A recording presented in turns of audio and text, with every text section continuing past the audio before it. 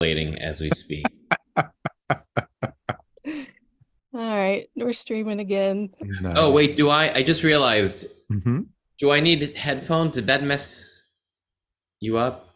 Oh, I don't know. Tressa, can you answer that question? Yeah, you should probably get headphones if you have them. All right. Yeah.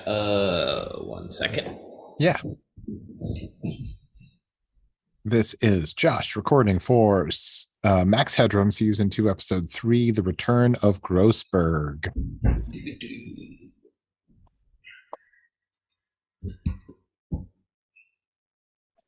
There we go.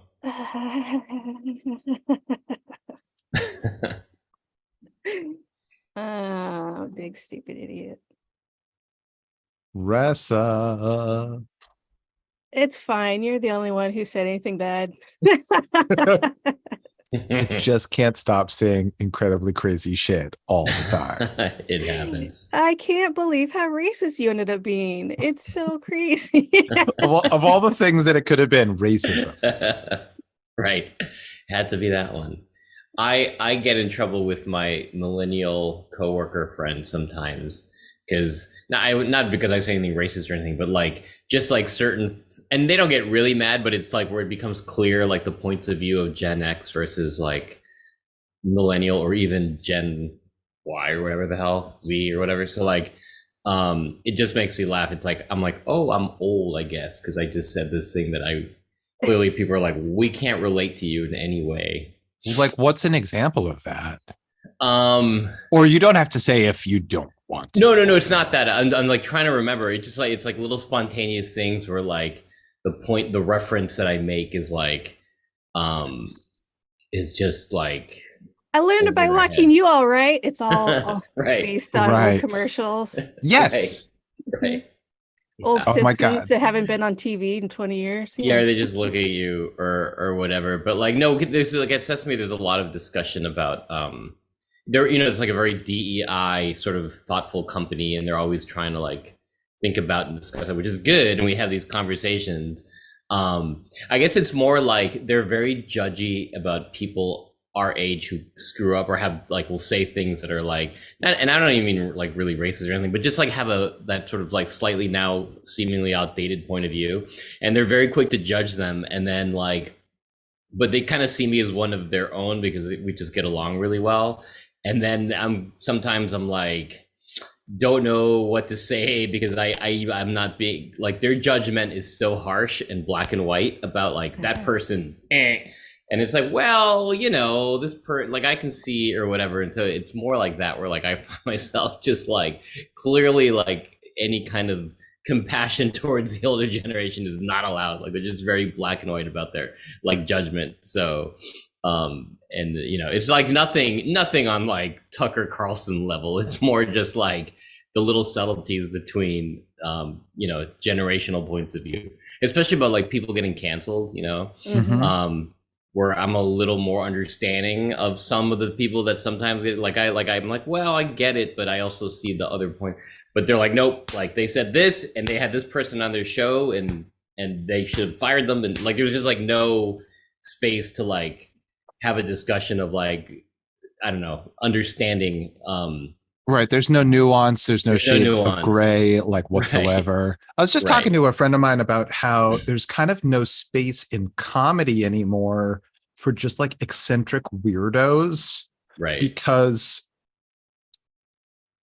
well, the only space really for them is on the right, because like you can't just like say something that like, it's not necessarily like wrong, but like people just jump down your throat on the left for like sort of deviating from like this very small prescribed area. So the only audience they have are assholes.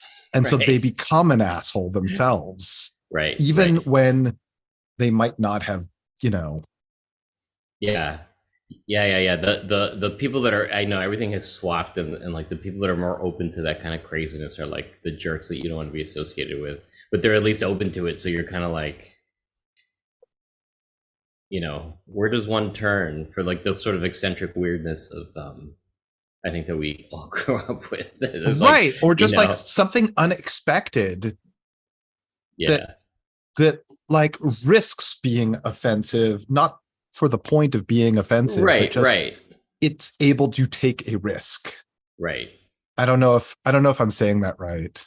No, I agree, and it's hard to even say it because you're so afraid that someone's going to assume you mean like you want to say like the N word, and it's like, no, that's not what I'm Not at talking all. about. You Not know? at all. And it's like actual like risk because you got to push humor because it's how you talk about things. Yeah. Yeah. No, I know it's a tricky. Yeah, it's a tricky time. Right. I don't know. Guys, let's clap it in and talk about this dumb show that we love. Let's do it.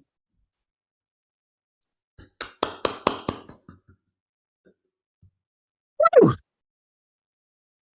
What's up, guys? What's up, guys? It's On Fire Tonight with Josh and Tressa. We are here today to talk about Max Headroom Season 2, Episode 3, The Return of Grossberg. And we are joined by media assassin Memo Salazar. Wow, that's a title I've never heard. Thank you. I'm excited to be here. As always, this is always a joy. Welcome. We are thrilled to have you. And guys, this is your one and only warning. We're going to spoil the episode. So you've had close to 40 years to watch it. Pause this, watch that, come back. You're back. Welcome back. We can now discuss the show. Guys, I would like to say, shut up. I would like to say, welcome back, Memo. It's a pleasure to have you. Thank you. Also, Josh, how excited are you that Grossman is back? First of all, his name is Grossberg. Okay, but I wasn't talking about him. I was talking about Grossman. Grossman's awesome. I love Grossman. Yeah. Grossman. Well, first of all, he lives up to the name. He is gross, man. Disgusting. I'm thrilled to see Charles Rocket back on this show. You love him. He's great. He's like he was an early member of not a founding member, but an early member of SNL. He's done a lot of interesting stuff. And honestly, I did not remember him as I didn't remember him as an actor on this show until we started rewatching them. Oh. And it's just wonderful. Like, it's great that he was in the first season, and it's great that his character is back. He's so ridiculously over the top evil that but then you also remember it's like that era in another show, that same acting would actually just be considered normal and like no one would question it as like, are they making fun of this? It would just feel so it's weird. Like I kept thinking when I was watching that episode, like of like shows like Dynasty or, where like you could just plop him in there and they would just assume he's part of the story. Like no one would find any ironic twist to it. But then over here, like he pops out, right? Because it almost feels like they're making fun of that. But yet at the same time, it plays straight. So yeah. Yeah, it's strange, right? Like, was he told to chew the scenery in a bigger way than the rest of the people who are already so heightened? Right. Was that a choice that he made independently? Did nobody pick up on it? Did it just feel like part of the 80s? Yeah, he felt like the 80s. He had to have been chosen for how over the top he was, because he's so over the top 80s yuppie business guy. Yeah. Multiple times throughout this episode, even though he's like talking to a video phone or something, he does that thing where it's like, made you flinch. Oh no, that's not what it was. It was like a tick. Like he's like, well, there's that. He's like, oh, I'm so just boiling with anger, but it's also like I could just jump out of my skin and fucking bite you. Yeah, the testosterone is real with that guy.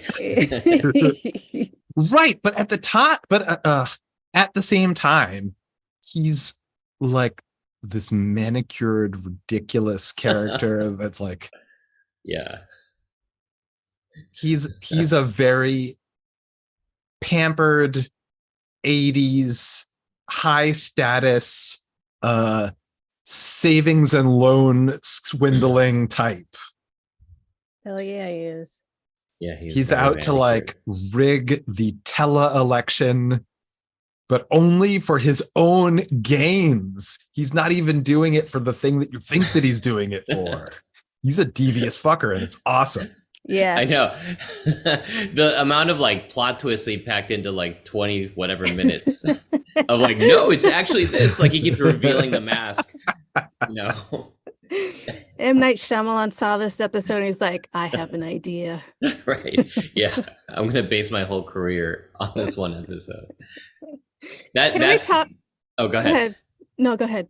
Oh, just that in that same vein, like his final speech, which is very Scooby-Doo of like, I'll get you back.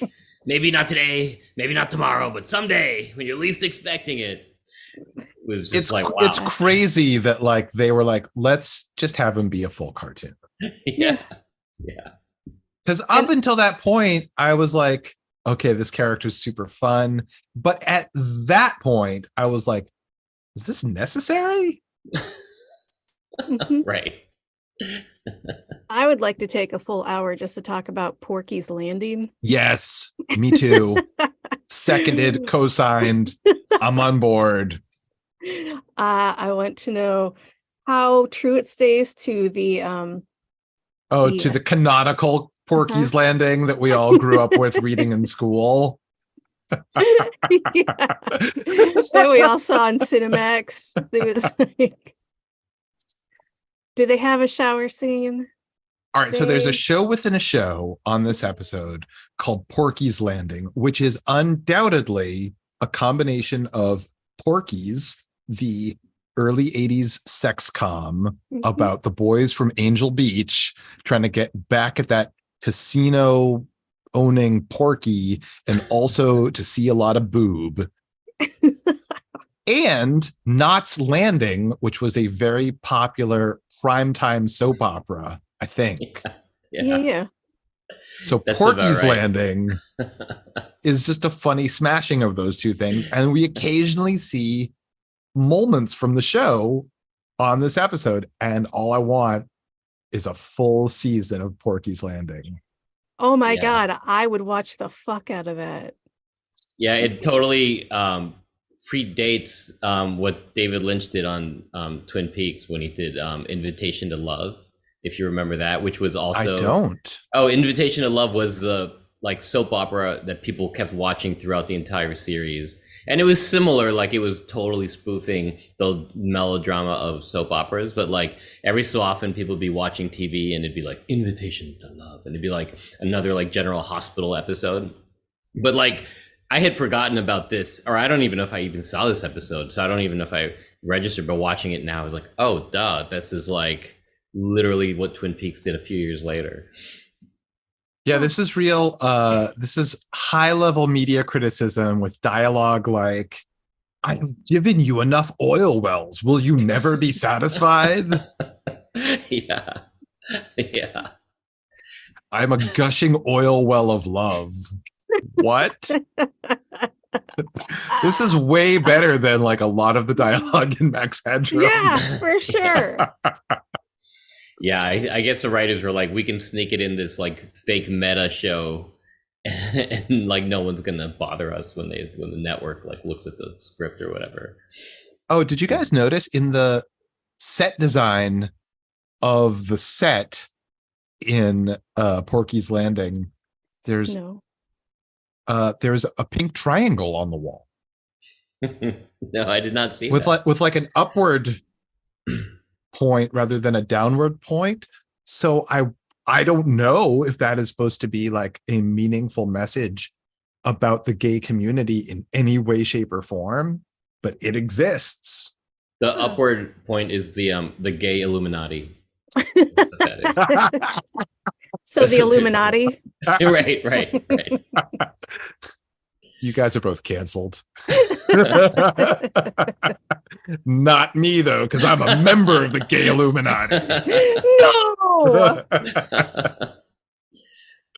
Yeah, it is. That was that was great. I don't know if there's going to be more of those, you know, or if that's like a one-time. They seem to do a lot of one-time things where they don't really bring it back. But Yeah. Kudos to them for sneaking it in there. They also talked about Snow White and the Baby Eaters, which is another show that's fairly popular, I guess. Right. I want to see that as well. Sounds great. I'm there. Oh, Yeah. Also, lifestyles of the poor and pitiful. Yep. I don't know if I want to watch that though.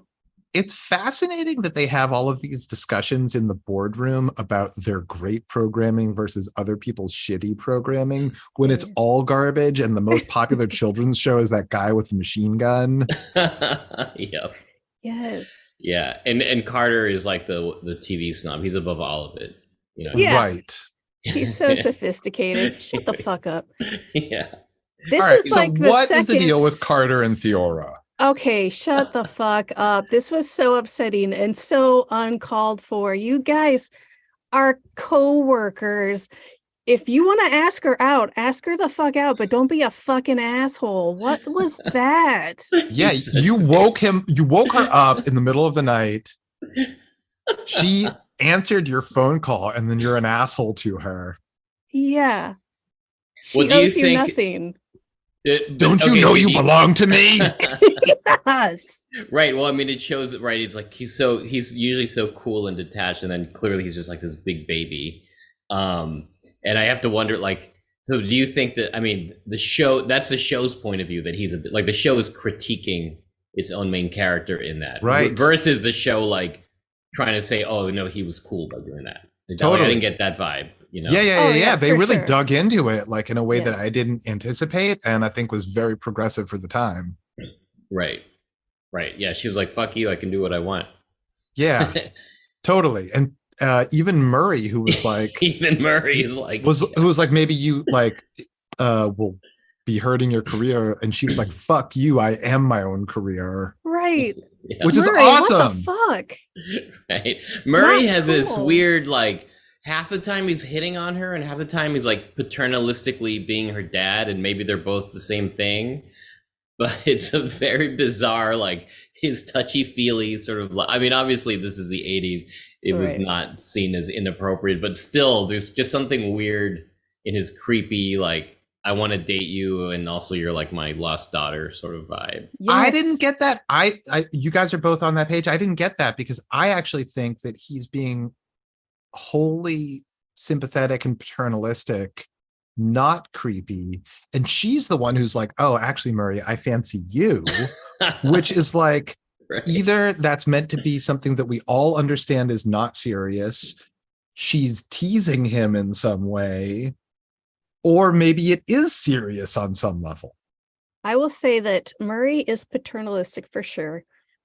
I don't know about creepy, but he does like, he wants Theora to want him, and he is like massaging her shoulders and like, Was he massaging her shoulders? Yeah. I missed that. I missed and that. he was like, Fuck. no, she said she wants me, and Max is like, no, she wants me, and they are bickering about who she wants. That's right. That's really hilarious. Yeah. Like And that they then- didn't cut that sooner. They're like, let's just let it go a few more times. Why? No, stop it. No one needs that much Max Headroom. And then They probably had like a literal minimum like amount of Max they have to have per episode. Like we have to have at least 2 solid minutes added up end to end. can we just throw it on the end? Just throw it all on the end? Can we just do that? Maybe But show his see- face every once in a while? So I got the sense, and this is like I work in TV like radar, was that like, so the opening, if I'm not mistaken, the opening like title sequence was like way longer. Like it had an entire here's how the show, the whole like show story and then there's like that extra super long fight scene at the end, which has nothing to do with anything. They just all start fighting like bros. Did they murder someone at the end of that? What the fuck? They just threw him over a building? What happened? Yeah, No, I don't know. They were at like an outdoor backyard restaurant bar during the day. Something we've never seen on the show before. It's And it was all daylight shot in in black Los and Angeles white. or whatever. Yeah. It was shot in with black a- and white and colorized skin. That was It was very wild. weird. Yeah, I know that. But so like then with the no, she likes me, no me type of thing. I was like, they must have cut out, like there must have been a whole other subplot or longer scene that somebody at the last minute was like, nope, and then they're like, well, now we have 5 minutes to fill. What do we do? Because have them keep going back and forth. That's fine. I don't think there was another scene, but you are. I agree with you. You've been in public television a long time, and so you might not remember the very first rule of television. It has to fit between the commercials. Right. That's it. Right. That's the only rule. Exactly. Yeah, you got to hit your broadcast clock. Yeah. To get down to the actual plot of this episode, it is another election episode. This is like the second return one. of Simon Peller as well. Yep. Mm-hmm. And is it the same election a year later, or is this a new election? Do we know what this election is for? It's never stated. What the fuck, you guys? It's never stated. What is the office that is being elected? Why are ratings equal to a vote being cast? Because it's 20 minutes in the future. Yeah, I mean, that part makes sense, right? Your ratings are your votes. That's like, sure. Right. You vote with your wallet. You vote with your eyeballs. No spoiler, but did Joan Rivers win the election? It said Jay Rivers. It was Jay Rivers. Oh, by the way, okay, so Grossberg has dossiers on all of the people that he's out to get revenge on, which, by the way, rings very true in our current world where like Fox has a dossier on recently fired or not fired, quit Tucker Carlson, that they are like, we've got some blackmail material. Is that just like the way a business operates in the real world? Yes. And also this character has files on everyone, but we get the most amazing reveal in those files, which is that Murray has no last name. I didn't catch that at all. Everyone else has a full name except for Murray. Yeah. They didn't even invent one for this episode. I was mostly just like blown away by, again, in terms of filling time, that it was like all of a sudden we just get this little like baseball card character intro of like Murray. And you're just like, wait, why is he going through the entire roster for it? He doesn't even like talk about it. He just kind of like shows it to you and then keeps going. It's like, I got them all. And you're like, okay. Yeah, that's a good. I didn't notice the Murray last name thing, but you're that's it. Observant. Yeah. Theora was like, it was T. Jones. And, you know, everyone else has a first name and a last name, but not Murray. Murray doesn't get that. He's like Seal. Yeah, he's like Cher or Madonna. There you go. The fact that every network has their own like whiz kid, prepubescent whiz kid on staff. Yes. Because like apparently they also have to have something for Bryce to do in every episode, whether or not it makes sense. Right, that's true. Did that first like that first whole idea where they were falsifying votes by telling people they could view stuff when they were asleep, which I don't understand. They really just like let that go real quick and it was gone. I mean, I guess they needed that to get Harriet to win, but then Porky's Landing was better. Why not just make it that? Why make this fake bullshit? Everyone knows is bullshit. And then he went to go do the story, and then they didn't do the story, and then it just seemed like it was totally unnecessary. They could have just said, people are watching Porky's Landing. Okay, so here's something that I got to give credit to this episode. Most of the time in books and TV and movies, when you have like a supervillain reveal their like incredibly ornate plan, it's always like, this is so dumb. I can't believe that this is the incredibly complicated plan. Mm-hmm. But in this one, Grossberg really did have a very complicated plan that like they all worked together to almost get him what he was truly after, which was revenge on everyone. Right. And he like kept playing both sides against each other and very masterminding. Yeah, he took over a new network by undermining Chairman Thatcher. It's a very 80s reference. Yeah, it is. Right. But you're right though. Like it was really confusing. Like like if you start thinking about the logic of, you're like, wait, what? The sleep. The sleep. I can't remember what they call it. The sleep vote. View dose. View dose. Yeah, Thank view you. dose. I mean, it's clearly like, okay, we need something to follow up blip verts. Mhm. Like. But you're right. You're kind of like, wait, how does that work? How is that any different than just leaving the TV on and going to bed, right? Like what? I mean, you cannot Right. turn your TV off, so it just depends on where you leave your station when you go to bed. So Right. it just seemed, I don't know, stupid. I don't know. Everyone knew that it was fake, and they were fine with everyone knowing that it was fake. It was weird. It didn't make any sense to me. I don't think that everyone knew that it was fake. They knew it was fake.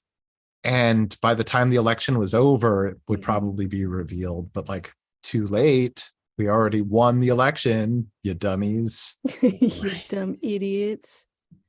I mean, all those like plot devices. I know part of the show, I think, is sort of making fun of the Deus Ex Machina sort of devices where they don't. But sometimes like they get so ridiculous, like the edit lock, right? Yeah. Where it's like the video just freezes, and then they're like, oh, I just have to go like this and watch the rest of the video because the editor put an edit lock, which I can clearly bypass. It's like that, and the fact that there's always cameras around, and yet nobody seems to act as if they know that there's a camera that can film it every second to capture every little devious thing you do. And then someone's like, yeah, I'll just go in here and look at it.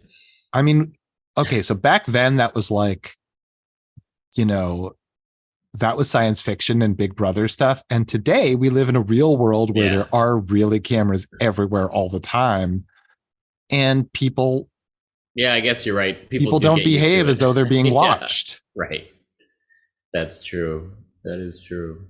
There was a great line or at least a conversation I really enjoyed between Theora and Murray, where he was like, well, there were a lot of them, but Murray was like, or no, Theora was like, what if it's a fake video? And Murray was like, what do you mean? There's no such thing. You can't just make it not real. Oh, you're cute. Right. He's so innocent. Also, I love that she's so stressed out she's smoking. In the newsroom, yeah. And he calls her out. He's like, you don't smoke. No. And even if I didn't know that, I could tell because you're bad at smoking. The other person with the other news reporter, is it Angie? She went. Yes. Oh, Keiko. Right. Right. Keiko O'Brien from DS9. All right. Go ahead. Oh, gotcha. Oh, is that actress on Deep Space Nine? Yeah. She's Miles O'Brien's wife. Okay. Good to know. I haven't seen the show. I think that's good. Yes, her. So like after they go out and she like corners Thatcher or whatever, the politician, and then like they come back in the newsroom. When they first walk in, they're like arm in arm on each other, smooching, and you're just like, wait, what just happened? Like, did they like hook up in that between the helicopter and the newsroom? Yeah, she was so good at his job that he was like, man, I cannot wait to put my dick in you. Right, I gotta tap that. Yeah. I mean, and also he was like, I gotta make Theora jealous. Right. It's That's 100% just to make Theora jealous. This other person is a tool to my grand goal of doing that. And everybody is just using people. Yeah, we'll never see her Right. again. Right. Whatever happened to Jamie Crane, the best Seriously? reporter on the network? Yeah. She risked life and limb for her job. It's Not true. fair. But but that was it. Like that was literally like not even 2 seconds, like a 1 second blip of them finishing a nuzzling session. And then they're back. And like, this is where I start to think, was there another scene that was cut or something? Because like, yeah, if you sneezed, you missed it, right? It just seemed very like, what? Absolutely. You're right. That's the extended edition.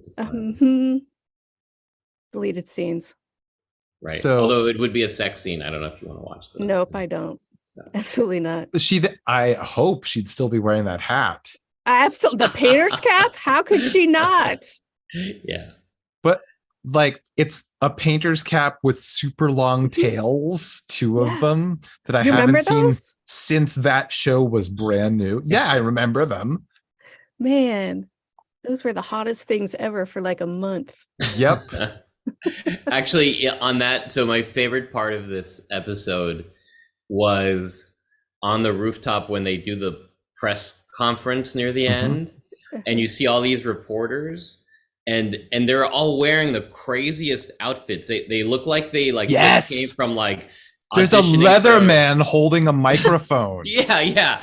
But like it's like one after another after another after another. It's just like they were just grabbing whatever clothing they could find in the props department, and we need extras for this or something. Like they forgot to book some actors.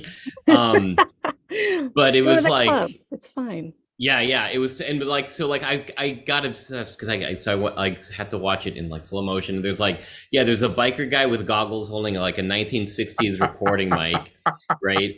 Then there's this guy in a plaid suit in jeans, and he's holding an old Bolex 16 millimeter Bolex camera, which is hilarious. As like why is that even there? Right. He's got to go process it and then edit it with tape. It's a lot of work for like. I mean, I'm sure the show was shot on film, but like it would have been shot on 35, not 16.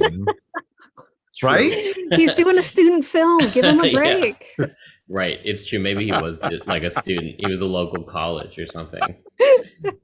There's like a woman in like a regular dress, but then with like a Humphrey Bogart fedora, just randomly. And then another woman in like a Devo jumpsuit, like one of those yellow Devo jumpsuits. And then she had a giant blue feather in her hair. But all of them look more normal than Edison Carter in his regular clothes, which is like Matt Frewer is like a tall, skinny guy, and they've got him in the most 80s outfit ever of this ridiculous, like triangular leather jacket and these crazy triangular pants. Yeah, I love it. It's great. They together they almost look like the Hong Kong Cavaliers. Like, you know. I mean, I'm sure Buckaroo Banzai was a huge influence on this show. It had to have been. It's Buckaroo Banzai, it's Brazil, and Blade Runner, right? Right. Yeah. I mean, we've got all of these like low, tight, claustrophobic angles on everyone speaking all the time. The lighting is stark. Yeah. Other than that outdoor scene where they have a fight. Right. The sunlight for the first time in the entire series or whatever. Which is like, it's clear that they just ran out of like time and money and they're just like, fuck it, like just go outside and shoot it. Like, like that's what it looks like to me. And because of that, it feels completely refreshing. Yeah. They didn't even shoot, like, I would expect something like that. They would shoot day for night, but they were just like, no, it's fine. We'll just make it black and white and color in their skin. Wait, I'm sorry. That's not what I saw. I thought you were joking when you said that. Fucking watch it. I swear to God, it is black and white and they colored in their skin tone and that is it. Yeah. Really? Yeah. They dialed in flesh and it jumps the way those old like electronic analog things jump. The color was like all over the place. It wasn't specifically just to their skin. It was crazy. Oh. But it is weird. Maybe that's what they thought. They thought we need to make it look like the rest of the show and we can't shoot day for night. And we don't have blue filters to stick on the cameras or something. I don't know. So like next and best we know thing. that you can't edit video at this time. So they had to do that. Yeah, the editor might just throw a lock on at any point. Right. That's exactly. True. That's true. That's a good point. Well, you know what else? At the beginning of this episode, so like I totally also noticed that it was a longer intro, which maybe that was just time, or maybe they were building out a bigger thing that like, you know, get used to this because we're going to have more exciting, cool stuff thrown into our intro, like the way some shows they build and grow over time that way. And then there was an extra long, like Blade Runner Metropolis cityscape shot that begins the episode, like after the static and 20 minutes into the future that we always begin with. Right. It was very long and very fake. Right. It was probably the best thing in the world at the time. It was will say it is so far the best of the second season, I guess. Right? Yeah. From our Yeah, three. definitely. At I least they. was trying to figure out what the last one was, and then I like looked up the synopsis for episode 2, and I was like, oh my god, that was fucking harsh. It was terrible. Yeah, the previous two were hard to watch. This is actually a lot of fun. Yeah. Yeah. Yeah, we can go back and revisit that second episode if you want. Nah, I'm If you good. need a I'm good. refresher. It's fine. I'm good. That's Yeah. not this is not one of the shows that they're gonna do one of those like reunion like specials on, right? With all like where are they now? All these random people from the different episodes. Well, supposedly there's a reboot happening. Yeah, I Oh. haven't heard anything about that either, and it's been almost a year since they announced it. You could have a number of original cast members playing the same roles, which I would love. Yeah, Murray looks the same. He hasn't like changed. He hasn't advanced in his career. He hasn't Right. retired. It's because he's a hotshot producer. Yeah, no, I didn't know about Fiora that. still Reboot. an operator, or what's her title? I don't remember what She's they- like the controller or the Controller. That's right. Is that right? She should be the Cheviot. Totally. Yeah. Maybe they'll still have a will they, won't they 40 years later. Murray and her. I'm down for Murray and her. That's it. She's Edison got can a go random stick rocks. string of boy toys in every episode to make Edison Carter jealous. Yes, I love it. He hasn't changed at all. He's still an idiot. Yeah. Yeah, I'm with you. I'd like to see her and Murray kind of work things out and settle down. Get a So- nice home in the suburbs. Raise a It's- family. Was it Kersler, the guy who's like setting them up with the fake piece on the other politician? Yes, I think it's Kersler. Okay, so is it Kersler who in the final scene walks by Murray and Fiora and says, "Hey Murray, is that your daughter or your mistress?" No, he Who was said with the that? guy. Well, it might have been him, but he was with a different guy that we had not seen the entire episode.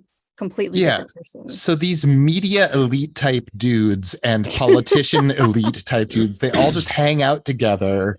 Uh-huh. They trash talk and get into brawls. Yep. Yeah. It's their what's it called? It's their country club. They go there every week, have a cocktail, strangle each other, It throw each other is. off buildings. This is their country club. Yes. Mhm. I mean, it's not that different than like if you go at 5 p.m. down to Wall Street and hang out at the bars, Right. outdoor bars, Stone Street or whatever. right? It's like that vibe, totally. This reminds me of, there was a sketch on SNL around this time. So like Hard Rock Cafe was like a big thing that was like cool and hip. Mhm. And so they had the Hard News Cafe. Anyway, that's where this could have taken place. For sure. I don't know if you guys knew about I just found out about this.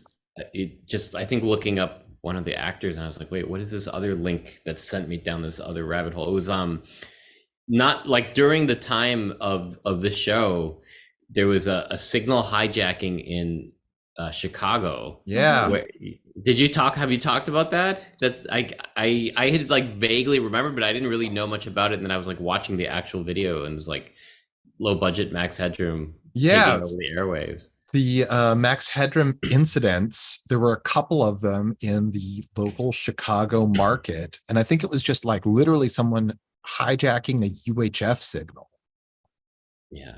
which was a thing that you could do because it was literally broadcast. There's no such thing as broadcast anymore. I The know. last broadcaster went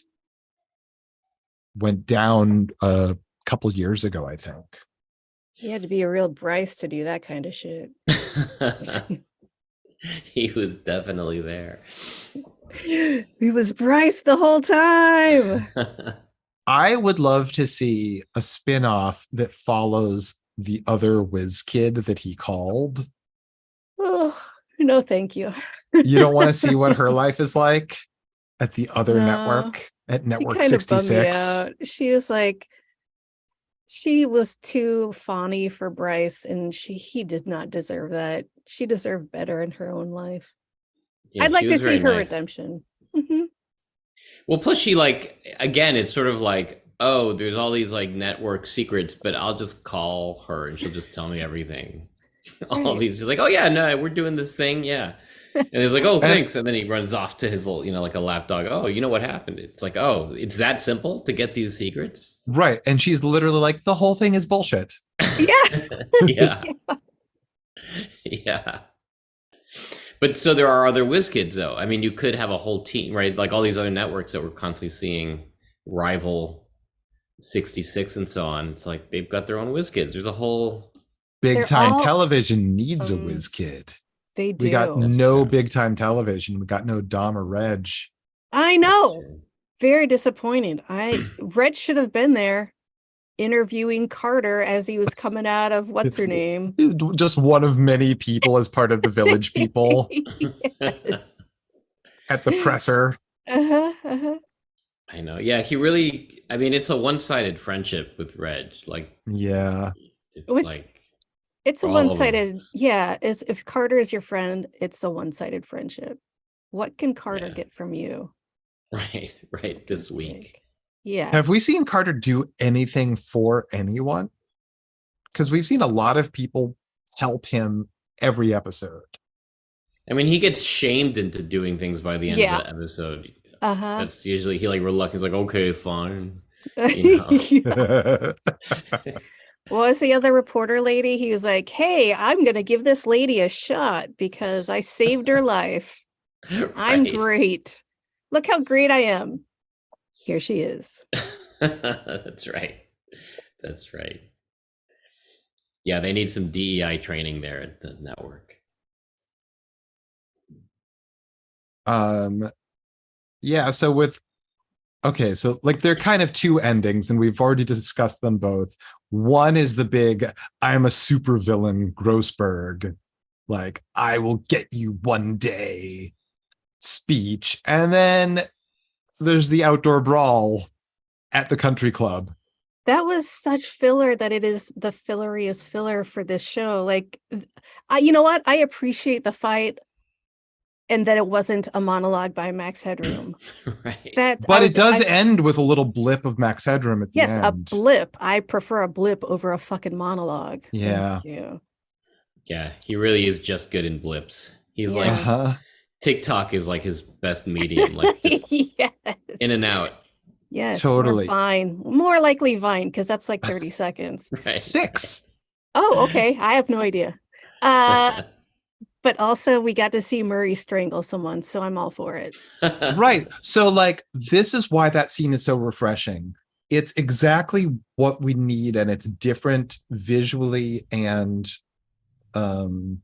emotionally than we've seen before. Like we need to know that our team is a team and they stick up for each other and they've got each other's backs. So in order to see them in the context with their friendly rivals who are like real cutthroat bastards and pieces of shit, they actually throw down into fisticuffs. I think we actually need that. Yeah. And Or she threw some the best version of punch. that. Yep. I'm sorry, I cut you off. Oh no, she threw the best punch there. That was like, her. And Yeah, then no. some Fiora's the guy like best. Fiora gets up and is like, oh wait, you guys are fighting? What's going on? And some guy just grabs her. What? You just grabbing a woman? She's just saying I love the fight. It was great. That's all I'm saying. And I think it's great for this episode. I don't think they should get into a brawl every episode, but maybe some team building exercises every once in a while. Well, hopefully we'll see more of Porky's Landing. We'll see hell yes. something more about the gay Illuminati, I hope. Oh, fingers crossed. You reminded me when I was a kid, my cousins were visiting and we were in a mall, and I think just to keep us busy, this is like, 80s. It was like my dad was like, oh, we'll go see a movie. And he saw Porky's was playing and he thought Porky Pig. He's like, oh, we'll go see Porky's. That sounds like, Totally. And then obviously we never made it into the Oh, actual theater. He figured it out. Really? Yeah, because like when he was buying the tickets, she was like, "Are you sure?" And then he's like, "Oh, what do you know?" So we were all how like, do you feel "Damn." about? I saw so many inappropriate movies back then because, first of all, the rating system was totally different. PG-13 had not been invented, and Yeah. what still counted as PG included stuff like Poltergeist and Jaws. Yeah. Yeah. Jaws starts with a completely naked woman in the water and has a lot of chewed up bodies. Right. Poltergeist remains one of the scariest fucking movies I've ever seen in my life, with a Yeah. guy that literally pulls his face apart. Right. And like my parents like didn't know better, taking me or possibly dropping me off in some cases. Hey, we're all doing our best as parents. Okay, we don't know what the fuck we're doing. Yeah. Go see a movie, have fun. Kids love movies. Yeah, Faces yeah. of Death is playing at the little multiplex. You want to see Faces of Death, Timmy? Yeah, I don't. Mhm. We're doing Yeah. our best. So I think I watched all of Faces of Death on VHS. And they mostly seemed very fake, but Yeah. occasionally I was like, Yeah. am I watching a real snuff film? Yeah. I haven't seen it. I know a lot of synopsis. It was infamous when I was a child and I refused to watch it. But yeah, I've seen lots of synopsis that were like, yeah, obviously a lot of it was fake, but a few thrown in there were very much not fake. Wow. Yeah, the video store clerk when I was like 10 years old or whatever had like no problem being like, all right, just get it back on time. Be kind, rewind. Right. Just as long as you rewind the tape, they're happy. That's so interesting. I worked at a video store and we did not have we had a lot of crazy weird shit, but I think they drew the line at like snuff like stuff, I guess. Cause like Weird prudes. yeah. It's fun. Now that you say that, like we didn't have like the little porn section with the swivel doors in the back. Isn't that where like those stores made all of their money? How did you probably did? Yeah. How did you question. operate a place that didn't have a porn section? I don't know. I don't know if Late fees. This was like a local Massachusetts chain called Video Signals, Mhm. which I don't know. I forget where you grew up. There may not have been one near you. There weren't a lot of them. There's like 5 or 6 of them, but they, to their credit, the owners really had good taste and like really just like would like spring for like the weirdo movie that like 4 people are gonna rent, Mhm. which movies are like $100 to buy when you're a video store. So Totally. like it was like they weren't gonna make any money off of it, but they would still at least get one copy and circulate it around the 6 stores. So it was, I don't know how they they were fine until Blockbuster came in and that destroyed them. But they didn't have a porn section, and like they had a lot of crazy shit, but just not like we got Tetsuo the Iron Man, for example, if you remember that. I do. That's what Japanese film. I remember watching Pi and being like, this is a complete fucking ripoff of Tetsuo the Iron Man. And Right. I've like never forgiven Darren Aronofsky or like watched any of his movies since then. Yeah. Which is probably unfair to both him and myself. I understand he's been making lots of good stuff. I don't know. But he hurt you, and he never said I'm sorry. So He didn't hurt me. I don't know why I was like, this is bullshit. Yeah. And then you came walking in with Keiko just smooching on her. So fuck you. To make him Well, jealous. wait, am I wrong? Was Pi not a total ripoff of Tetsuo the Iron Man? It was. Yeah, I wasn't a big fan either. I don't know that I thought that specific film, but it definitely felt like a ripoff of a lot of really cooler and edgier films that he was like, oh, I'll just copy these guys. There was I mean, fair enough. I guess that's like how anyone learns how to do anything, is trying to do their best version of what they already like, and then they develop a voice through repetition. That's what ChatGPT is trying to do. Yeah, let's just give ChatGPT a chance. I mean, Yeah, it's just doing its best to Mhm. regurgitate everything that exists. exactly. Hey, it's doing the Lord's work. It's writing everybody's resignation letters and cover letters. Right. I mean, bless it. Dear fill in the blank. Yeah, it is a lot of dirty work that it does without complaint. You're right. Exactly. I never worked at a video store, but I spent so much time at video stores as a customer and just hanging out with my friends who worked at video stores that I should have gotten paid. Yeah, that tracks. That sounds like how half my friends. Yeah. It's like when Raising Arizona came out on video. I am sure that I rented it so often I could have bought the tape 3 times over. Yeah. And also, like, I got a great workout just riding my bike back and forth to the video store. This is a good thing. Do you think they'll come back in some kind of retro way? Do you think the They've need to got browse? If cassettes are coming back, Baron said that 8-tracks were coming back. Yeah, 8-tracks are back. Vinyl is bigger than it's Yeah. ever been. Yeah.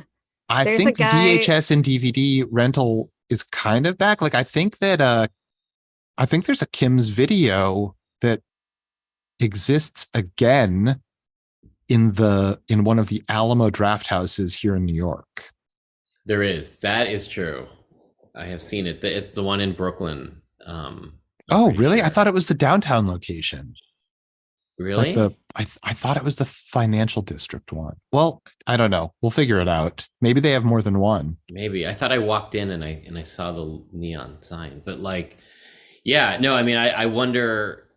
I mean, there's like the sort of gimmicky novelty, and then there's like people that actually want to get up and return their videos. Like Netflix just canceled, right? They just Mhm. announced that they're Yeah. canceling their DVD thing, which feels sad to me. But like, It's Just 'cause there's crazy so that many- it was still going for this Yeah. long. yeah, no, it's true. But I mean, there's so many movies that are not streamable. So by Netflix doing that, you've just eliminated the ability to watch like thousands of movies. That don't exist. Also, all those great director commentaries. Mhm. Some of them are so fucking good, and it's like you'll never see those on streamers. Like Yeah. Right.